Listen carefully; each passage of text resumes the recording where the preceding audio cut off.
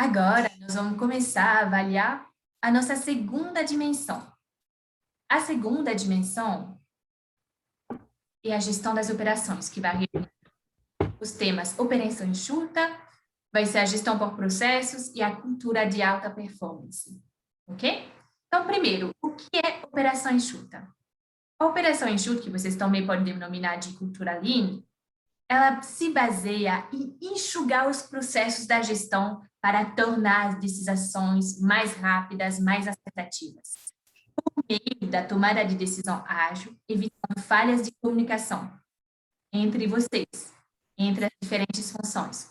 Geralmente, essa cultura Lean, ela é utilizada na realização de projetos de curta e média duração, com ciclos curtos de entrega e esforços, reforçando os objetivos em comum de todas as áreas envolvidas no desenvolvimento da atividade do projeto e indo além da produção do produto final. Ela vai envolver todas as áreas funcionais da organização, não tem nada separado na operação enxuta, e todo mundo envolvido para tentar encontrar os gargalos, para tentar definir um valor para o cliente, ok? Então, aqui vocês têm os 5 eixos dos princípios do Lean. Primeiro, a definição do valor para o consumidor que está no mercado. Segundo, vocês vão mapear os fluxos, as etapas desse valor, do início ao fim.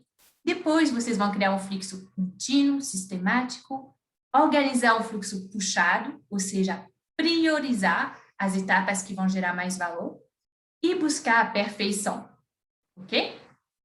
Agora, eu tenho alguma pergunta para fazer para vocês em relação ao operação enxuta.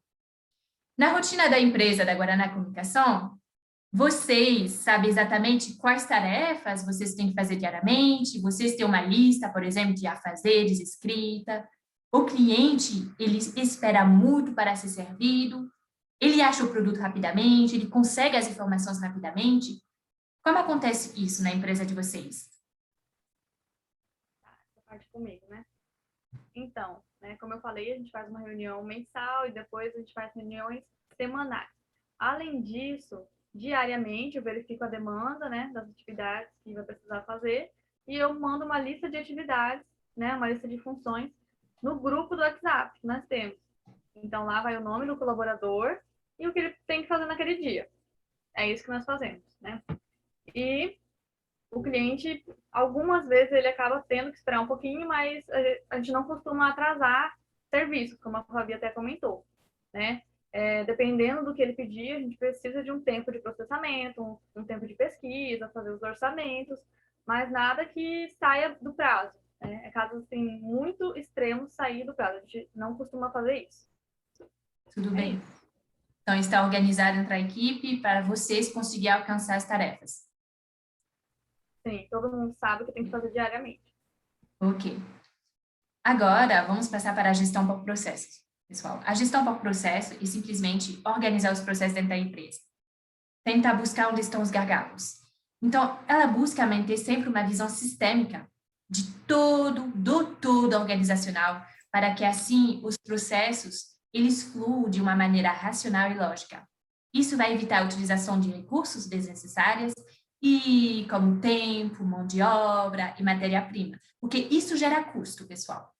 Quando não tem gestão por processo, em empresas iniciantes, principalmente, quando estão iniciando, ingressando no mercado, isso pode gerar custo, tudo bem? Então, a gestão por processo, ela pode ser feita com uma modelagem dos processos, que pode ser feita em equipe. Você se reúne, equipe, faz um brainstorming, vão definir todos os processos de uma tarefa, de uma atividade, do início ao fim, e daí vocês podem, em equipe, definir, tentar analisar onde estão os gargalos desse processo. Ok. Em relação à gestão por processo, eu gostaria de saber, quando tem um problema na empresa de vocês, o problema pode ser com o cliente, um problema com falta de tempo, um problema com a diminuição de faturamento, qual é a atitude de vocês? Como que vocês fazem com a gerência desse problema? Com a gestão desse problema? Tânia, com você. Bem, geralmente nós tentamos resolver o mais rápido possível para a gente conseguir finalizar aquela atividade, aquele serviço, né? Então, por exemplo, se falta algum colaborador, se algum fornecedor, né, acaba cancelando, a gente resolve aquilo pontualmente, a gente, né, tenta cobrir aquela falta. Então, funcionário, a gente chama outro. Fornecedor, atrasou, a gente tenta conseguir outro o mais rápido possível dentro do prazo. Então, a gente resolve os problemas para a gente continuar. Tudo bem. Agora, outra pergunta. Vocês resolvem o problema, mas quando tiver um problema, vocês buscam depois corrigir esse problema para que não se repita? Sim, sim. Né? Se for possível, sim, claro. A gente tenta melhorar o processo, fazer de formas diferentes para evitar aquele problema, mas nada muito assim definido, nada muito planejado. A gente não se reúne, né? Igual você explicou ali nos processos. A gente não se reúne, fala sobre o problema, discute melhorias. Não, a gente não faz isso. A gente simplesmente fala, ó, se aquele não deu certo, então não vamos fazer de novo. Fulano, você faltou outro dia, né? Não faça mais isso, por favor. Ou, né, se for preciso, a Sim. gente troca de responsável ali para fazer. Mas a gente não senta todo mundo junto e faz disso um processo de melhoria, um processo estratégico. Isso a gente não faz. Ok. Nesse caso, vou colocar o nível 2, então. Que vocês solucionam o problema, vocês buscam solucionar de maneira de curto prazo, mas não se reúnem realmente para planejar essa alteração dos processos, essa mudança. Tudo bem? Concorda comigo? Concorda? Sim. Ok. Faz sentido. Tudo bem. Então, agora, último ponto dessa dimensão, a cultura de alta performance. O que é?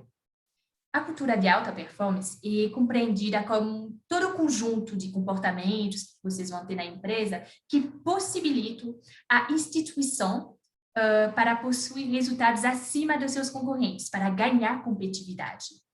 Assim, a corporação é impulsionada à alta performance, obtendo melhores resultados financeiros, satisfação do cliente, retenção de talentos, desempenho produtivo, entre outros. Ou seja, uma cultura onde todos da equipe eles vão ter o mesmo objetivo, a mesma motivação.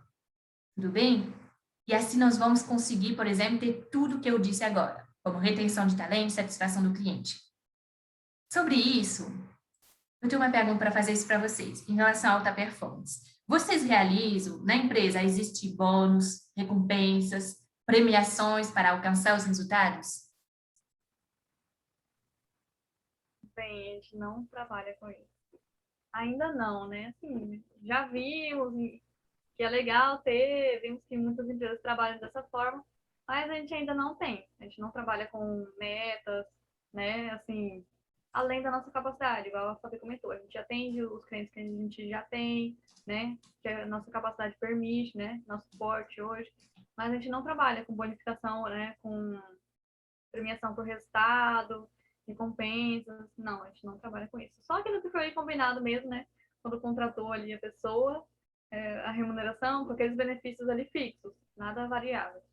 Então, é algo talvez que vocês façam para a equipe como um todo, não de forma individual. Sim, se for feito, vai ser para todo mundo, né? Porque não tem como. Sim, seria interessante. Não tem como a gente colocar uma pessoa só, sendo que a maioria dos processos, toda a empresa está envolvida, né? Nossa equipe é uma equipe, como a gente comentou no começo, é bem multifuncional, né? É bem diversificada, então cada um tem uma função ali, então cada um faz uma parte do processo. É bem envolvido todos, né? Todas as pessoas no processo. Interessante. Ok, uma melhoria que já podemos apontar para nosso próximo encontro. Exatamente. Muito Ok, interessante. chegamos na dimensão de marketing. Na dimensão de marketing, eu trabalho de vocês, então vocês vão entender tudo já sobre satisfação do cliente, formação de preço, publicidade principalmente. Eu não tenho nada a explicar, vocês são feras nessa área. Então vamos lá. Em marketing, você já sabe que nós temos o marketing dividido em produto, preço, prazo e promoção. Ok? Produto, qualidade, design, preço, simplesmente como vocês vão formar esse preço. Prazo vai ser a distribuição do seu produto, do seu serviço, por meio dos diferentes canais, e a promoção vai ser a divulgação da empresa de vocês, da marca, dos produtos. Mas você já sabe disso, então vou passar bem rápido. Essa parte sobre satisfação do cliente, existem 5 fatores que são fundamentais para a qualidade de serviço e geração da satisfação dos consumidores, que são confiabilidade, eles precisam confiar no produto de vocês, capacidade de resposta, ou seja, Vocês precisam estar disposto para atender o cliente, para fornecer o produto no prazo prometido, mas do que eu entendi, o que vocês fazem, vocês prezam realmente para entregar o projeto, as soluções de vocês para as outras empresas no prazo prometido, a segurança, a empatia e a tangibilidade. Tangibilidade tem a ver com a aparência de instalações físicas, equipamentos, funcionários e materiais de comunicação. Agora, pessoal, como vocês conseguem acompanhar, como vocês fazem para acompanhar a satisfação de seus clientes com seus produtos e serviços? Bom, acho que eu tenho uma visão mais próxima disso, né? Trabalhando ali com as contas em si, com carteira de clientes, né? Bom, como a gente falou lá atrás, né? A gente trabalha bem próximo com o nosso networking, vai crescendo, expandindo esse networking em si. A gente tem bons feedbacks, só que até pelo que você falou e olhando aqui, né? Pelo que a gente sabe de marketing também, hoje a gente acaba não mensurando, né? Até um ponto de evolução que a gente tem esse conhecimento, mas a gente não tem nenhuma solução para isso, né? A gente não está executando, ou seja, todo o nosso feedback ele é informal, a gente não tem um indicador numérico para isso, Luana. Ok, Então, acho tudo que se bem. for ver nível ali, né, eu acho que seria mais próximo do nível 2, né? Fazemos perguntas informais, sim, foi o que você comentou. Tudo é feito de forma informal. Vocês conversam com... Acho que é isso. Tá, tudo bem. Vamos passar para outra, então. Formação de preços. Eu não vou explicar, você já conhece isso, mais ou menos. Eu simplesmente vou perguntar já direto para vocês. Como a empresa de vocês determina os preços dos produtos e serviços?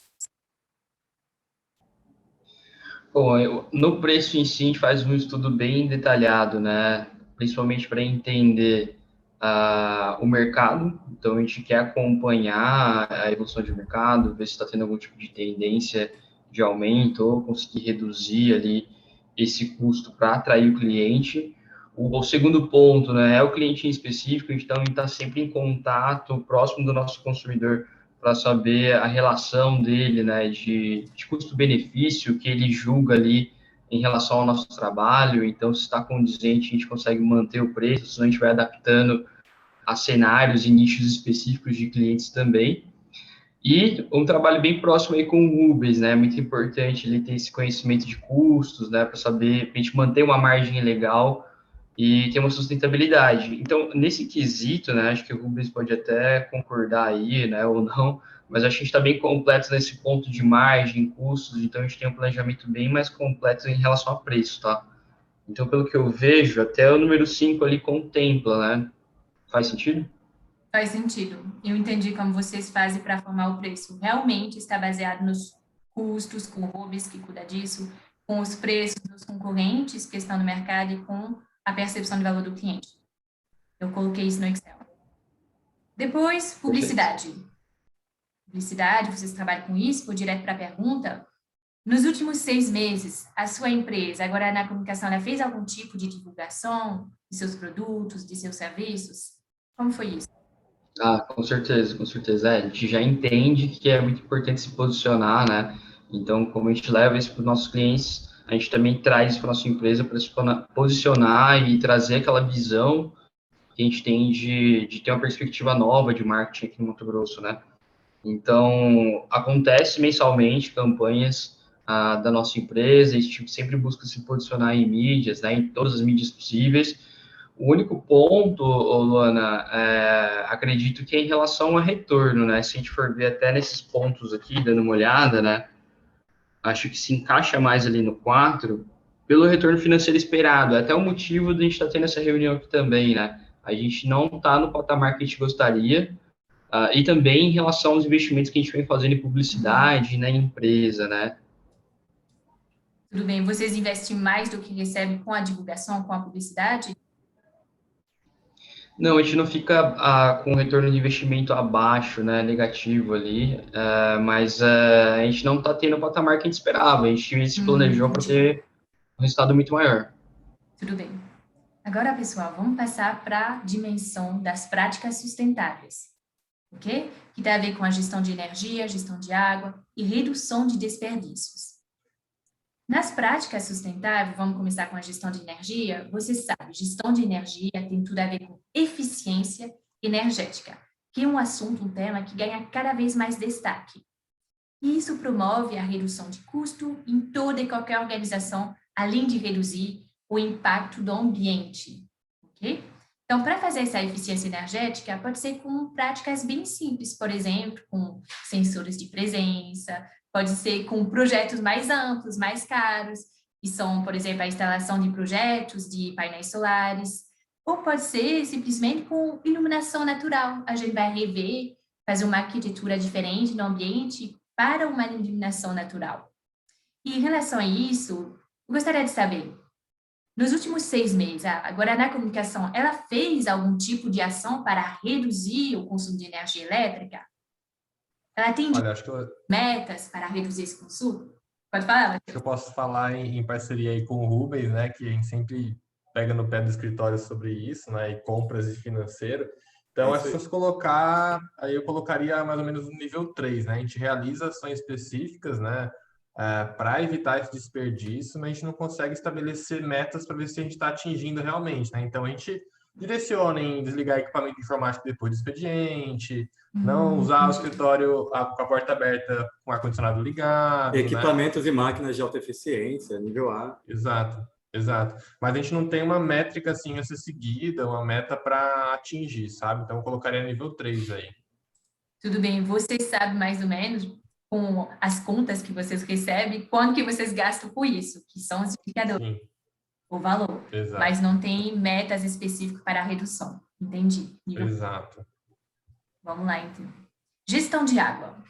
Gestão de água, eu acredito que na empresa de vocês não tem como fazer um gerenciamento mais amplo da água, mas vocês têm, por exemplo, estratégias de reuso da água, vocês participam em fóruns, workshops, conversões de conscientização, vocês aproveitam a água da chuva, tudo isso são algumas práticas para fazer essa gestão da água. Então, vocês realizam ações para reduzir o consumo de água, como eu acabei de mencionar? Acredito que não, Luana, porque o nosso consumo, como você mesmo falou, é bem pequeno, né? Então a gente só tem ali o lavabo e o sanitário, a copa, né? Então, nosso consumo é bem pequeno, até o Rubens pode validar, e que a nossa conta ela não oscila praticamente nada nos meses, né? Então, colocaria nível 1, assim. Bem isso mesmo. Tudo bem. Sim, porque uma equipe pequena não tem tanto Exato. com água. Mas a gente se preocupa também em passar orientações, né? Não desperdiçar e etc. Tudo bem, perfeito. Então, agora a redução de desperdício. Tem 7 desperdícios que podem ser evitados, minimizados, ou, se possível, claro, eliminados. Por exemplo, redução de desperdício, nós também desperdício de materiais. Pode ser de tempo, pode ser de pessoal. Então, por exemplo, a espera, o tempo de espera, por exemplo, que um funcionário vai ter aguardando por equipamentos que vão chegar, por máquinas que vão chegar, isso vai ser um desperdício. Defeito do produto, defeito, falhas no processo, que vai precisar realizar um descarte desse processo, desse produto, retrabalhar esse processo e que vai gerar custos, é um desperdício. Transporte, que resulta da movimentação além da necessária causada pela má alocação e mau posicionamento de postos por peças importantes para o processo, é um desperdício. Nós temos outros desperdícios, por exemplo, movimentação. Quando existe o excesso de movimentos usados para realizar uma única operação, quando tem muitas pessoas fazendo a mesma coisa. Quando o layout simplesmente da empresa é mal elaborado. Isso é um desperdício. Estoque pode ser desperdiçado também. Pode ter problemas de superprodução ou problemas de superprocessamento. Todos esses são desperdícios, ok? Então, agora, em relação a esse tema, gostaria de saber se nos últimos 6 meses vocês realizaram ações para evitar, eliminar o desperdício de insumos ou de matérias-primas, e se vocês têm indicadores e metas específicos para monitorar esses desperdícios. Boa, perfeito. Acho que a gente, assim, dentro do escritório, a gente sempre tenta evitar desperdício de maneira geral, né? Tanto em questões de reaproveitamento de papel, né? Um ponto bem importante que a gente pega no pé, mas a gente não tem indicadores para isso, né? Em relação a quanto a gente está gastando de papel em economia, se naquele mês a gente conseguiu fazer uma economia em relação à copa descartável, por exemplo, por mais que nós tenhamos alinhamentos entre os colaboradores para ter aí o seu ecocopo, né, para não ficar usando de plástico, então, olhando, eu colocaria mais ou menos no nível 2, né? A gente se preocupa, dá uma olhada, geralmente mensal, bimestral, mas não tem ação específica, nem indicador específico para isso. Tudo bem. Tá, vocês não estão no nível 1, porque vocês têm uma conscientização que não tem que fazer algumas ações para reduzir o desperdício, mas não tem metas. Você sabe que tem alguns projetos que poderiam ser feitos bem legais, com os clientes de vocês, por exemplo. Isso Sim, é verdade. ser um ponto de melhoria, depois, quando faremos o plano de ação. Agora, vamos passar para a dimensão da inovação. A dimensão da inovação, primeiro, nós temos 2 tipos de inovação, da inovação incremental e da inovação radical. Você sabe a diferença desses 2 tipos de inovação? Não vou explicar para vocês. Então. Não sei. Incremental. Inovação incremental é quando nós vamos acrescentar uma melhoria em um produto, um serviço, processo. Inovação radical é quando nós vamos introduzir no mercado um novo produto, um novo sistema. Na inovação incremental, você pode simplesmente colocar uma nova funcionalidade, por exemplo, no celular, ou uma câmera mais performante, por exemplo, com maior desempenho. A gente pode falar até que o iPhone foi uma inovação radical.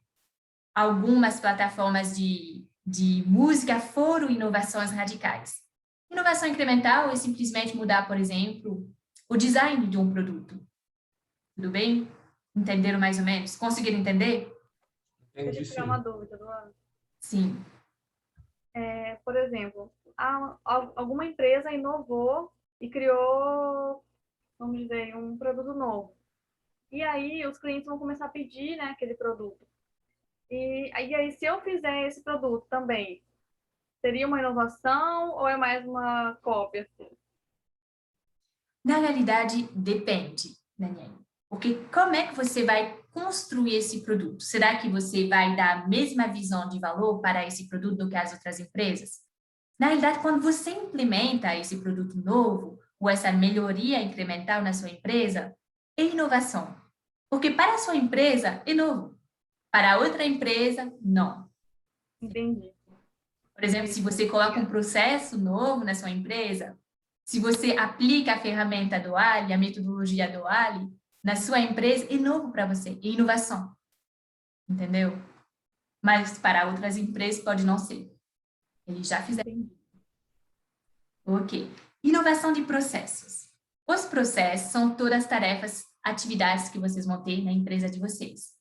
E a inovação, ela é capaz de propiciar retorno financeiro às organizações e, quando bem aplicada, ela pode diminuir o tempo, ela pode administrar melhores insumos, gerar maior valor agregado aos produtos e serviços. E tudo isso, quando trabalhamos com inovação de processos, é essencial para tudo isso que os gestores tenham em mente que devem inovar em todas as áreas da empresa, sobretudo em seu processo. Ou seja, inovação de processos e rever os processos, fazer, por exemplo, um mapeamento desses processos, uma modelagem desses processos e ver onde tem pontos de melhoria que pode ser feito. E quando nós introduzimos uma solução para os gargalos dos processos, é uma inovação. Tudo bem? Quando algo novo é feito, uma melhoria é acrescentada. Ok, em relação à inovação de processo, como vocês acreditam que agora na comunicação ela inove seus processos internos para aumentar a produtividade e para reduzir os custos? Teve uma alteração? Teve uma mudança nos processos nos últimos anos? Entendi. Como nós trabalhamos com criatividade, né, com processos criativos, com tecnologia, com internet, redes sociais, então nós mudamos e inovamos sempre na nossa empresa. Porém, é igual a pergunta que eu fiz a você. Nós acompanhamos a tendência do mercado, então vemos que tem uma nova tecnologia, vemos que tem um novo processo, os clientes vão começar a pedir, então a gente tem que se adequar para não ficar para trás, para não ficar ultrapassado. Então a gente acompanha a tendência do mercado. Tudo bem, entendi. Vamos passar então para o próximo ponto. a inovação de produtos e serviços. As empresas que prosperam, pessoal, desenvolvendo novos produtos, elas devem ter uma gestão de inovação pautada em 3 fases simples. A primeira fase é a busca de oportunidades. A empresa ela vai buscar ideias, ela vai buscar ideias de novos produtos e serviços no mercado que possa atender aos desejos e às necessidades dos consumidores. Posteriormente, a empresa, com isso, com essas ideias, com essa avaliação das oportunidades de mercado, ela pode desenvolver e estudar como implementar o novo produto, como identificar os fatores críticos de sucesso ou de fracasso, ou seja, como identificar quais seriam os gargalos que devem ser resolvidos com prioridade para gerar o sucesso e para evitar o fracasso, desenvolvendo um conceito de produto e testando, claro, esse produto com pequenos grupos, pode ser com uma pesquisa de mercado, pode ser com uma simulação, entrevistas. E, por último, a empresa deve implementar ações que visam aproveitar a oportunidade selecionada, devendo desenvolver um plano estratégico que promova o sucesso e evita o fracasso do produto a ser lançado. Então, em relação à inovação de produtos e processo de produtos e serviços, a pergunta que eu faço é, pessoal, com que frequência vocês trazem novos produtos, serviços, modelo de negócio para os clientes de vocês? Olha, assim, na minha opinião, acho que a gente fosse colocar como até os valores da empresa, a inovação, né, a criatividade, colocaria no nível 5, né? Porque por mais que a gente não inove no nosso leque de produtos, né, a gente não mude de produtos todos os anos, ali, todos os meses, a todo momento a gente está buscando inovar dentro desses produtos, né? Criar um layout diferente, um flyer diferente. Então, eu acredito que a inovação ela vem muito aí da nossa mutabilidade de atender a necessidade do cliente e do mercado, né? Então, colocaria como nível 5. Sim, entendi. Vocês precisam fazer uma atualização constante para atender a Exato. necessidade do cliente. Ok. Agora, vamos chegar para a cultura da inovação. Cultura da inovação é o quê? É disseminar esse processo de querer inovar dentro da empresa, de inovar de forma sistêmica, ok? Então, organizações de todos os tamanhos, eles podem ter uma cultura de inovação, de micro, pequenas empresas, de médio porte, de grande empresa, porque existe o mito que apenas grandes empresas podem implementar a cultura de inovação, mas não, é falso.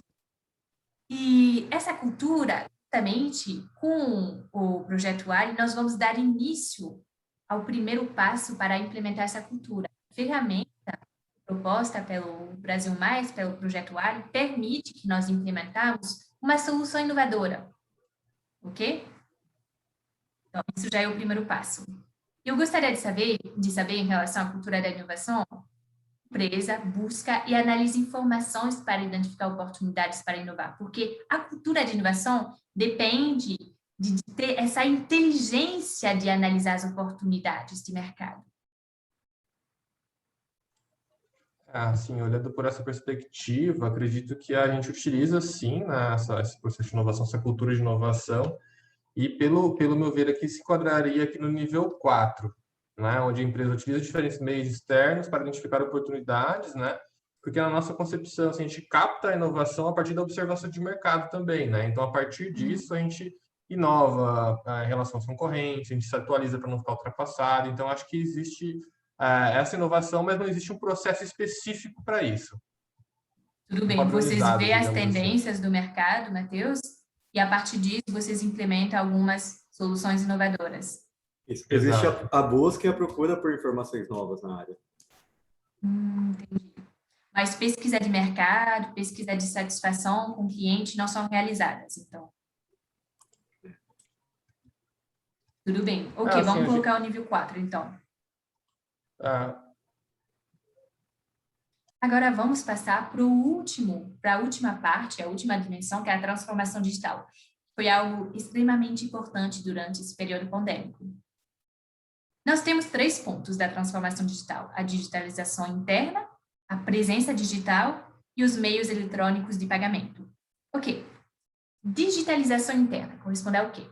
Corresponde à adoção de equipamentos que são mais rápidos, sistemas mais integrados, que possibilitam que as organizações elas autonomizem suas atividades, facilitando a comunicação, e melhorando o processo decisório, porque com a digitalização interna, nós dispomos de informações mais eficientes, mais eficazes, que chegam aos gestores com maior velocidade, e isso permite fazer uma precisão de cálculos e informações que são repassadas pelas máquinas que têm um grau de erro, um grau de falha que é menor do que o ser humano.